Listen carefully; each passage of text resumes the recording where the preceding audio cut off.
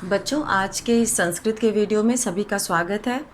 और कक्षा 7 की संस्कृत की पुस्तक रुचिरा द्वितीय भागा का हम लोग आज तृतीय पाठ पढ़ने जा रहे हैं, जिसका नाम है स्वावलंबनम। स्वावलंबनम ये पाठ है आत्मनिर्भरता पर आधारित, और इसमें दो मित्रों के माध्यम से किस तरह से जो है आत्मनिर्भर होना ज़रूरी होता है ये बताया गया है। तो हम लोग शुरू करते हैं स्वावलंबनम पाठ। तृतीय पाठ स्वावलंबनम, और स्वावलंबनम का अर्थ होता है आत्मनिर्भरता। इस पाठ में संख्यावाची शब्द आए हुए हैं, और तद और एतद शब्दों के बारे में भी यहाँ पे प्रयोग किया गया है। तो यहाँ पर हम लोग शुरू करते हैं प्रथम अनुच्छेद, और इसमें हम लोग सबसे पहले पढ़ेंगे प्रथम पंक्ति, जिसमें लिखा है, इसमें दो मित्र हैं, कृष्णमूर्ति और श्रीकंठ, जिसमें एक अमीर है और एक गरीब है। जो अमीर है उसे सब कुछ, उसका सारा काम उसके सेवक करते हैं जो उसके घर में रहते हैं, और वो बहुत धन दौलत वाला है और उसके घर में कई नौकर काम करते हैं। और दूसरा जो यहाँ पर कृष्णमूर्ति है वो गरीब किसान का पुत्र है, और वो जो है अपने काम खुद से करता है। और जब दोनों मित्र, जब श्रीकंठ को पता चलता है तो वह उसके घर जाता है, और वहाँ पर जाकर उसे ये अनुभव होता है कि आत्मनिर्भर होना कितना आवश्यक है। तो शुरू करते हैं ये पाठ हम लोग। स्वावलंबनम। कृष्णमूर्तिः श्रीकंठश्च मित्रे आस्ताम। श्रीकंठ और कृष्णमूर्ति, मित्रे मतलब दोनों मित्र, आस्ताम मतलब हैं, दोनों मित्र हैं। श्रीकंठस्य पिता समृद्धः आसीत्। श्रीकंठ के पिता समृद्ध थे, यानी कि धनी थे। समृद्ध का अर्थ है धनी।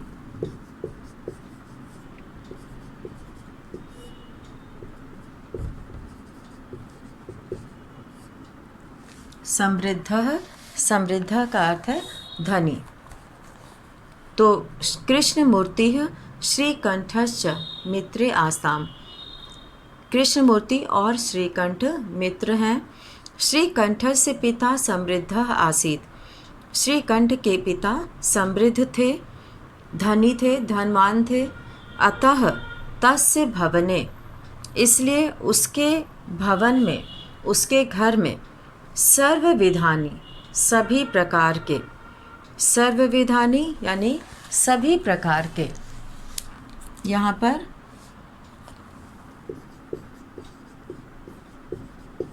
सर्वविधानी, सभी प्रकार के सुख साधनानि, सुख साधनानि यानी सुख के साधन। श्रीकंठ के पिता समृद्ध थे, धनी थे, धनवान थे। अतः इसलिए तस्य भवने, उनके घर में, सर्वविधानि, सभी प्रकार के सुख साधनानि आसन, सुख के साधन थे, यानी कि उसके घर में सुख के सारे सामान थे, जिससे कि व्यक्ति सुखपूर्वक अपना जीवन बिता सकता है। तस्मिन् विशाले भवने, तस्मिन् मतलब उसके, विशाले भवने बड़े से घर में, विशाल का अर्थ होता है बड़ा, बड़े से घर में, चत्वारिंशत् स्तंभाः आसन। चत्वारिंशत् का मतलब है 40, चत्वारिंशत्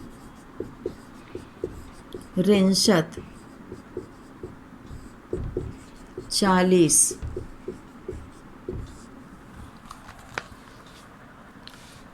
स्तंभाः खंभे, स्तंभाः खंभे, पिलर जिसको बोलते हैं, जिसके ऊपर की दीवार टिकती है या छत टिकता है, तो जो है स्तंभाः खंभे को कहते हैं, और चत्वारिंशत् यानी कि 40 की संख्या को चत्वारिंशत् कहते हैं। तो तस्मिन् विशाले भवने, उसके बड़े से घर में, भवन में, चत्वारिंशत् 40 स्तंभाः आसन् खंभे थे। तस्य 18 प्रकोष्ठेषु, उसमें 18 प्रकोष्ठेषु, 18 का मतलब होता है 18 मतलब 18, 18 18 की संख्या को 18 कहते हैं। और प्रकोष्ठेषु का मतलब होता है कमरों में। 18 प्रकोष्ठेषु,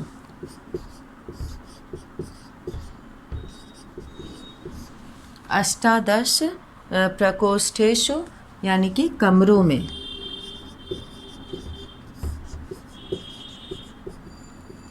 18 कमरों में, प्रकोष्ठेषु कमरों में। तो उसके बड़े से घर में चत्वारिंशत् स्तंभाः 40 खंभे, 18 प्रकोष्ठेषु 18 कमरों में। यहाँ पे 40 जो है खंभे थे और 18 कमरों में।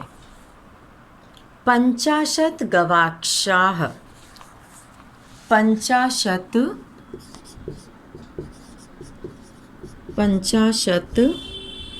यानी 50 गवाक्षाः खिड़कियाँ, गवाक्षाः कहते हैं खिड़कियों को। तो 40 खंभे, 18 कमरों में 50 खिड़कियाँ, 18 कमरों में 50 खिड़कियाँ, और चतुश्चत्वारिंशत् द्वाराणि, और 44 चतुश्चत्वारिंशत्, यहाँ पे चतुश्चत्वारिंशत्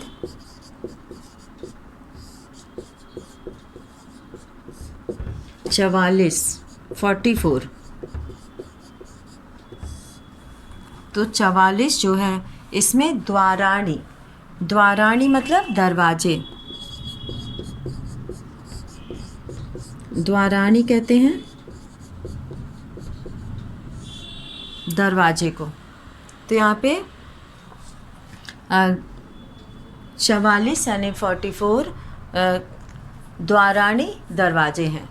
तो उसके बड़े से घर में 40 खंभे और 18 कमरों में 50 खिड़कियाँ और 44 दरवाजे हैं।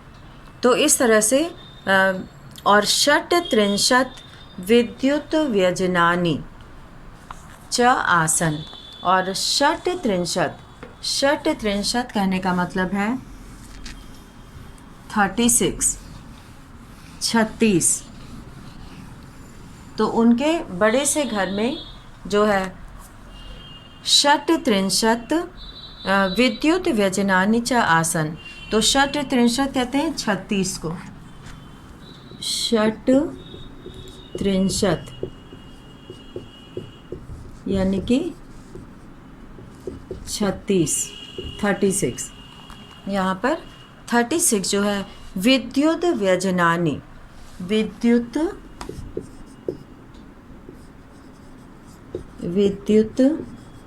व्यजनानि। विद्युत कहते हैं बिजली से चलने वाले पंखे, बिजली के पंखे, बिजली के पंखे। तो इस तरह से उसके घर का वर्णन किया गया है यहाँ पर कि उस जो धनवान कृष्ण श्रीकंठ था, श्रीकंठ जिसके पिता बहुत धनवान थे, उसका घर बहुत बड़ा था और उसमें जो है सभी प्रकार के सुख के साधन थे। और उसके बड़े से घर में 40 खंभे, 44 स्तंभाः, 40 खंभे आसन मतलब थे, और तस्य उसमें 18 प्रकोष्ठेषु, 18 कमरों में 50 गवाक्षाः 50 खिड़कियाँ, चतुश्चत्वारिंशत् द्वाराणि और 44 दरवाजे, षट्त्रिंशत् विद्युत व्यजनानि च आसन और 36 बिजली से चलने वाले पंखे थे। तत्र, तत्र मतलब वहाँ, 10 सेवकाः 10 सेवक यानी कि 10 नौकर, निरंतरम लगातार, कार्यम कुर्वन्ति स्म, कार्यम कुर्वन्ति मतलब काम करते थे। परम कृष्णमूर्तेः माता पिता च, परंतु कृष्णमूर्ति के माता पिता निर्धनौ कृषक दंपति, निर्धनौ यानी कि निर्धन गरीब, कृषक दंपति यानी किसान पति पत्नी, कृषक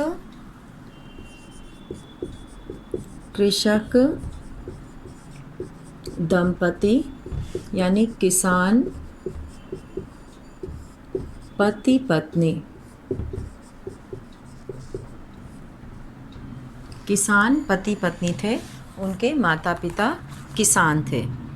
तो इस तरह से सबसे पहले श्रीकंठ के पिता और उसके घर का वर्णन किया गया और फिर उसके बाद कृष्ण मूर्ति जो निर्धन था और जिसके माता पिता किसान पति पत्नी थे, अर्थात उसके पिता किसान थे। और तस्य गृहम, और उसके घर में आडंबर विहीनम साधारणंच आसीत्, तस्य गृहम उसका घर, आडंबर विहीन दिखावे के बिना, आडंबर विहीनम, आडंबर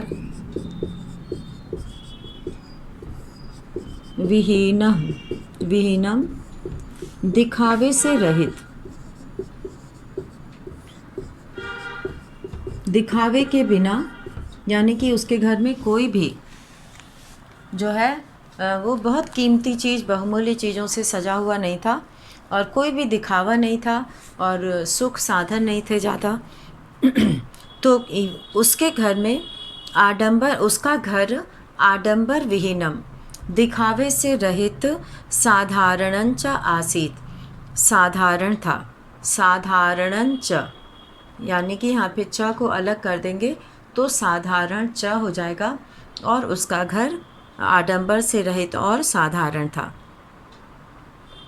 दिखावे के बिना और साधारण था। एकदा, एक बार, श्रीकंठः, श्रीकंठ, तेन सह उसके साथ, यहाँ पे तेन का प्रयोग कृष्ण मूर्ति के लिए किया गया है। तो तेन सह उसके साथ, प्रातः सुबह, नववादने, नववादने का अर्थ है 9 बजे, नववादने, नववादने का मतलब है 9 बजे, नववादने 9 बजे, उसके तस्य गृहम अगच्छत उसके घर गया। एकदा श्रीकंठः, एक बार श्रीकंठ, तेन सह उसके साथ, प्रातः सुबह, नववादने 9 बजे, तस्य गृहम अगच्छत उसके घर गया। अगच्छत मतलब गया।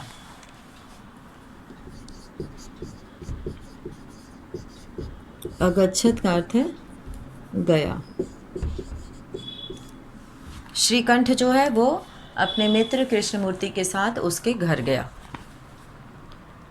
तत्र कृष्णमूर्ति है, तत्र मतलब वहाँ, कृष्णमूर्ति है, कृष्णमूर्ति, तस्य माता पिता और उसके माता पिता, च स्वशक्त्या, स्वशक्त्या मतलब अपनी शक्ति के अनुसार, जितनी उनकी शक्ति थी तो अपनी शक्ति के अनुसार, श्रीकंठस्य आतिथ्यम अकुर्वन्, श्रीकंठस्य यानी कि श्रीकंठ का आतिथ्यम अकुर्वन् अतिथि सत्कार किया। आतिथ्यम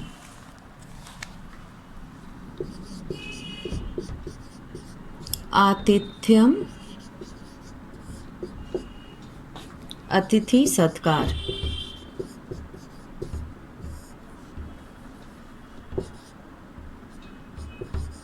अतिथि सत्कार यानी कि मेहमानों का स्वागत। वो पहली बार उनके घर आया था, तो आतिथ्यम का अर्थ है अतिथि सत्कार। अकुर्वन मतलब किया। अकुर्वन, अकुर्वन का अर्थ होता है किया। तो वहाँ पर कृष्णमूर्ति, उसके माता पिता, ये तीनों ही श्रीकंठ का आतिथ्यम अकुर्वन, अतिथि सत्कार किया, यानी कि उसका स्वागत किया। अब क्या होता है, एतत् दृष्ट्वा, यह देखकर श्रीकंठः अकथयत्, यह देखकर श्रीकंठ बोला। अकथयत् मतलब कहा। अकथयत्, अकथयत् का अर्थ है कहा।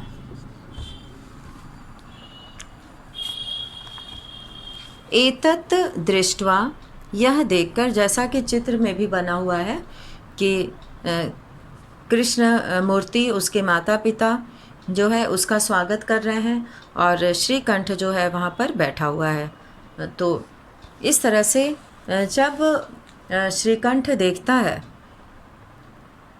तो कहता है कि मित्र, हे मित्र, अहम भवताम सत्कारेण, अहम मतलब मैं, भवताम मतलब आपके, तुम्हारे, भवताम मतलब आप लोगों के, सत्कारेण स्वागत से, सत्कार से, संतुष्टो अस्मि, संतुष्टो अस्मि मतलब खुश हूँ, प्रसन्न हूँ। केवलम इदमेव, केवल यही, इदम एव, यहाँ पर इदम एव पद आया है, इदम एव मिलकर बना है इदमेव, इदम एव मिला है इदमेव, इदमेव यानी कि केवलम इदमेव, केवल यही, इसका अर्थ हो गया यही, इदमेव का अर्थ हो गया यही। केवलम इदमेव, केवल यही, मम दुखम, मेरा दुख, यत् मतलब कि मेरा दुख है कि, केवल यही मेरा दुख है, यत् मतलब कि तव गृहे, तव मतलब तुम्हारे, गृहे मतलब घर में, एको अपि भृत्यः नास्ति, एको अपि यानी कि एक भी, भृत्यः, भृत्यः मतलब नौकर, एक भी नौकर, एक भी सेवक। तो श्रीकंठ कहता है कि मैं आप लोगों के स्वागत से, आप लोगों के सत्कार से प्रसन्न हूँ। केवल यही दुख है कि आपके घर में, तव गृहे तुम्हारे घर में, एको अपि भृत्यः नास्ति, एक भी नौकर, एक भी सेवक नहीं है। मम सत्काराय, मेरा स्वागत करने के लिए, भवताम बहु कष्टम जातम, भवताम मतलब आप लोगों को, बहु मतलब बहुत, कष्टम जातम कष्ट हुआ, मेरा स्वागत करने के लिए आप लोग को बहुत कष्ट हुआ। मम गृहे तो, मेरे घर में तो मतलब तो, बहवः कर्मकराः सन्ति, बहवः मतलब बहुत से, कर्मकराः मतलब नौकर, संति मतलब हैं, मेरे घर में तो बहुत से नौकर हैं। तदा कृष्ण मूर्ति अवदत्, तदा मतलब तब, कृष्ण मूर्ति, कृष्ण मूर्ति अवदत् मतलब बोला। यहाँ पे कर्म कराह पद आया है और कर्म कराह पद का भी प्रयोग जो है वो सेवक के लिए किया गया है। तो यहाँ पे हम लोग लिखेंगे और कठिन शब्दों का अर्थ। तो यहाँ पे कर्म कराह पद आया है,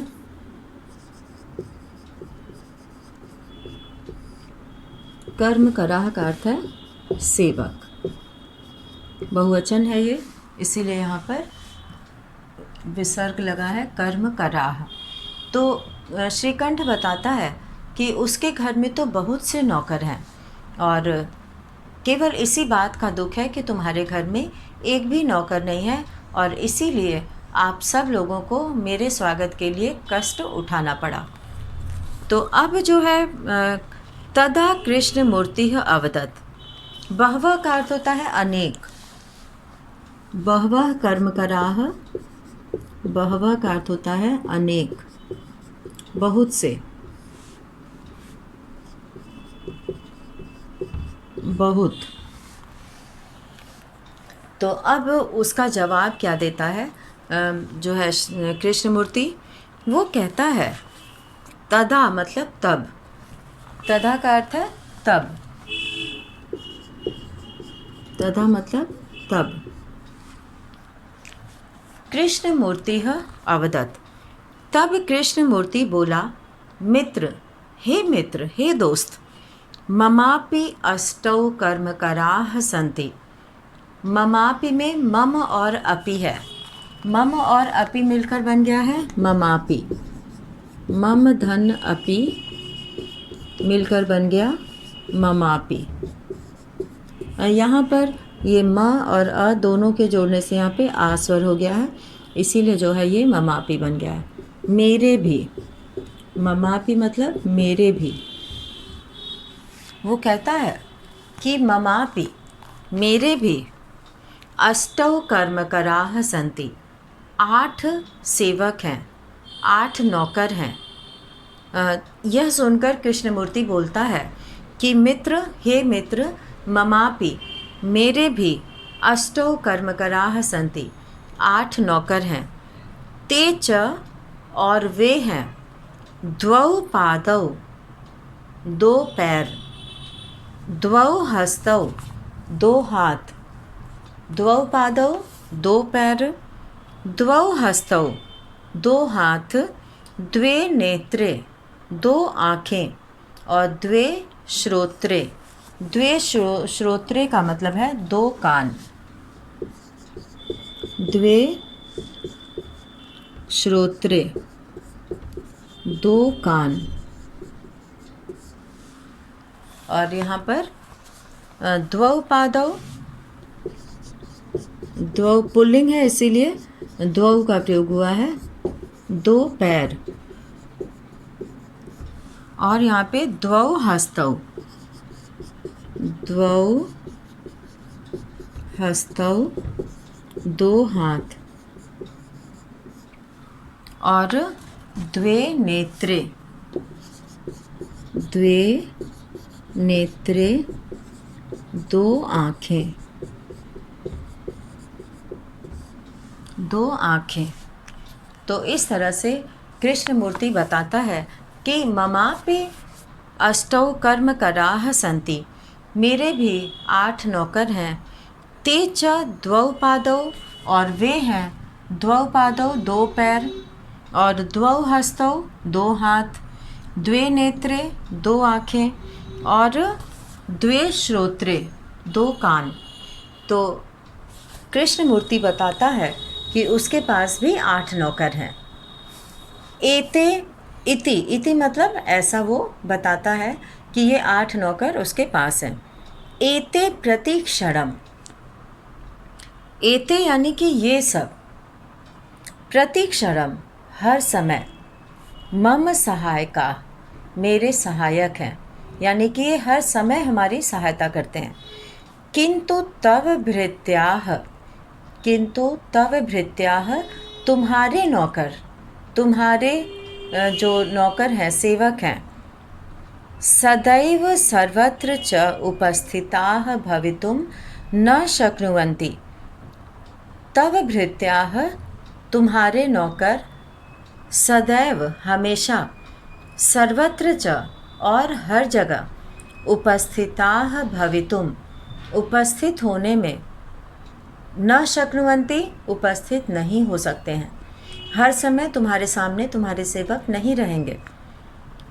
त्वं तु तुम तो स्वकार्याय, स्वकार्याय का अर्थ होता है अपने काम के लिए, स्वकार्याय अपने काम के लिए स्वकार्याय, अपने काम के लिए भृत्याधीनः, भृत्याधीनः नौकरों के अधीन, नौकरों के अधीन। अब कृष्णमूर्ति उसको समझाता है, बताता है कि मेरे पास भी 8 नौकर हैं। तुम्हारे नौकर तो हर समय उपस्थित होने में असमर्थ होंगे, लेकिन त्वं तो सर्वकाराय, तुम तो अपने पूरे कार्य के लिए, स्वकार्याय मतलब अपने कार्य के लिए, भृत्याधीनः नौकरों के अधीन हो।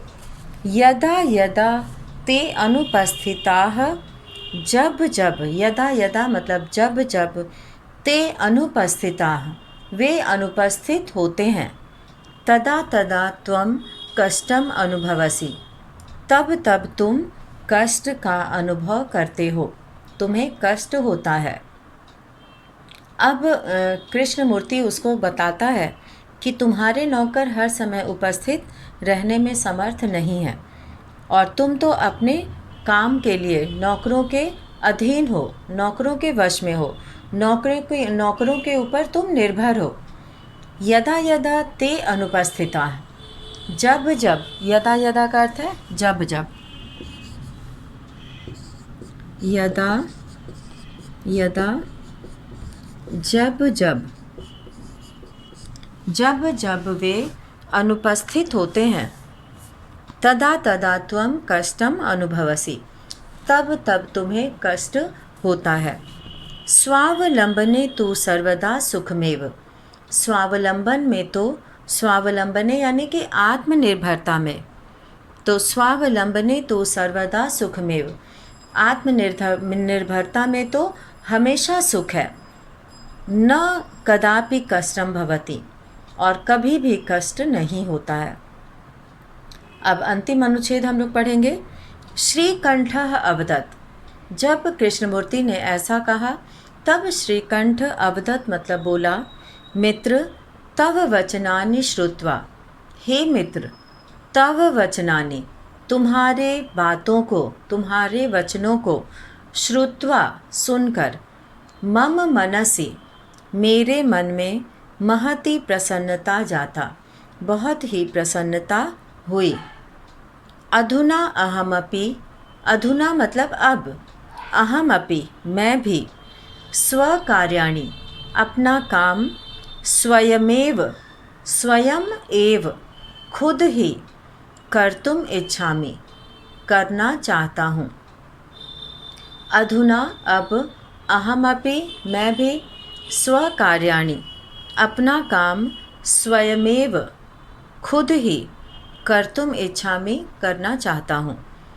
भवतु तो 12:30 इदम साम्प्रतं गृहं चलामि, तो भवतु मतलब अच्छा, 12:30 इदम,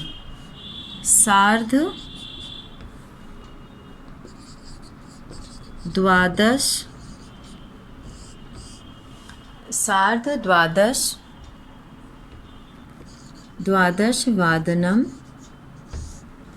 इदम, यानी कि 12:30,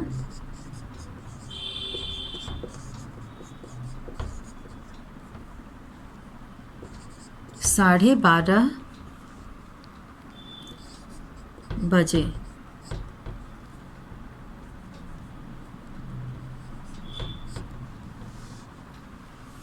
साढ़े 12 बज चुके हैं।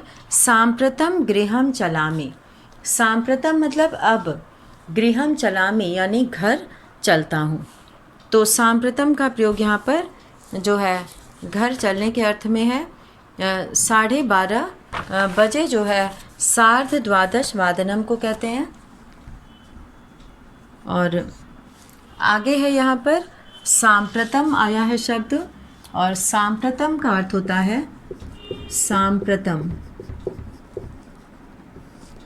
सांप्रतम का अर्थ है अभी।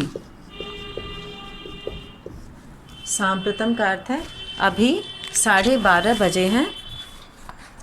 और गृहम चलामि, सांप्रतम गृहम चलामि, अब मैं घर चलता हूँ। तो अच्छा 12:30 बज चुके हैं। सांप्रतम गृहम चलामि, अब मैं घर चलता हूँ। तो इस तरह से श्रीकंठ तो बहुत ही जो है आराम वाला जीवन बिता रहा था और उसका मित्र गरीब था। तो जो श्रीकंठ था वो अपने सारे कामों के लिए नौकरों पर निर्भर करता था। जब कृष्णमूर्ति ने बताया कि उसके नौकर जो है 8 नौकर, जो 2 हाथ 2 कान 2 आँखें और जो है 2 पैर हैं, तो ये सब हर समय उसके साथ रहते हैं और उसकी सहायता करते हैं। और वो बताता है कि तुम्हारे नौकर तो जो है अनुपस्थित होने पर तुम्हें बहुत कष्ट होता होगा। तब ये बात श्रीकंठ को बहुत अच्छी लगती है और वो कहता है कि अब मैं भी अपना काम स्वयं से करूँगा। और वो कहता है कि अब मैं घर चलता हूँ। तो आज हम लोगों ने ये पाठ स्वावलंबनम पाठ को पूरा किया और इसी के साथ आज का ये वीडियो यहीं समाप्त करते हैं। धन्यवाद।